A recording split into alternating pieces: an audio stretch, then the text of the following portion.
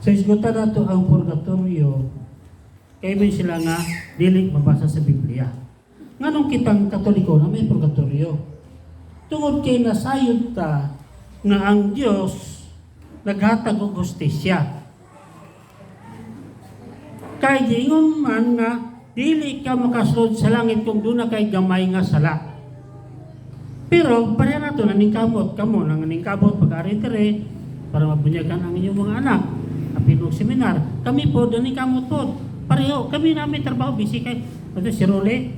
Bantay mo gihatod ako dire ato. May mito kay sakiran paspas kung padagan.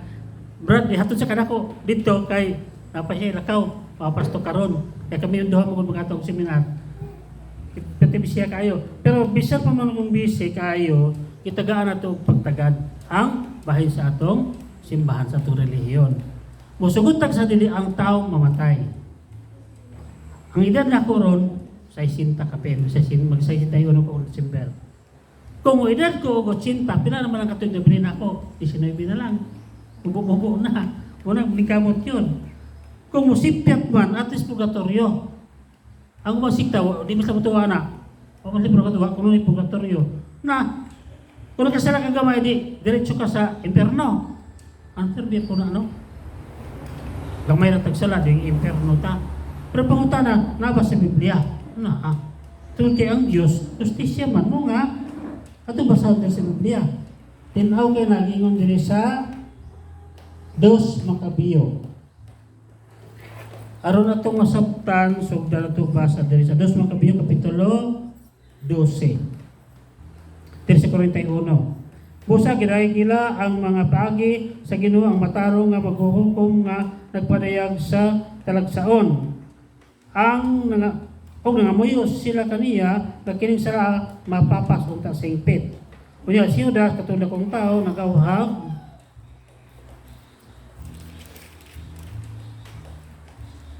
sa katawhan sa paglikay sa salakay, nakakita sila sa ilang kaugalingon unsa ang nahitabo nitong mga tawhanang anak pagkasala. So nindot siya kung mabasa ninyo nga kaning taas-taas ba.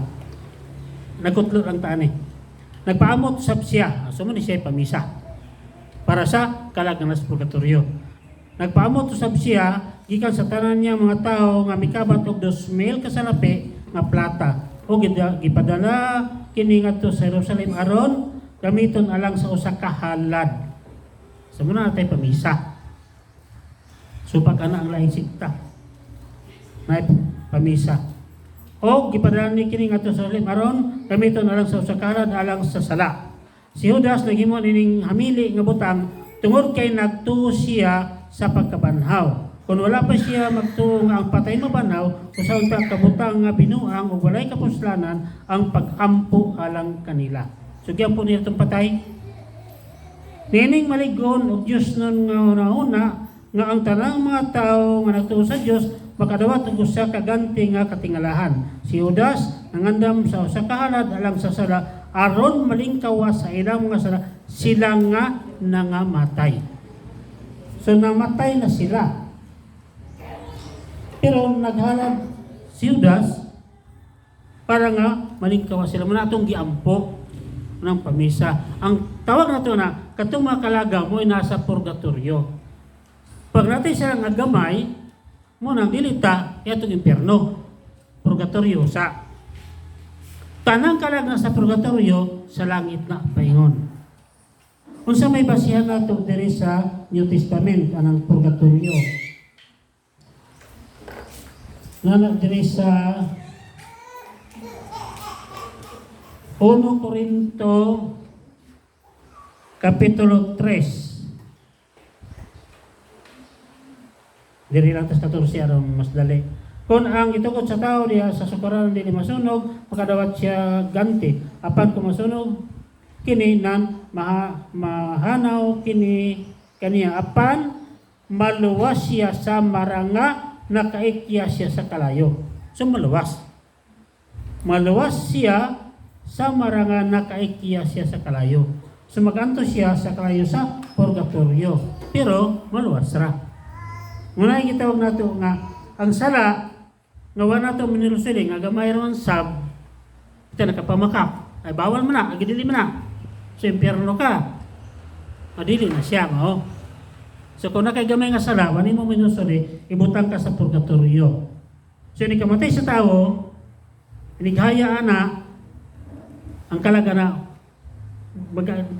ang ubang musikta, doon na sila po ikagulingon nga pagtuo ana. Pero kita mo na itong pagtuo mong ito ng simbahan, ni kamatay na ang kalaga na mabiyahin na siya.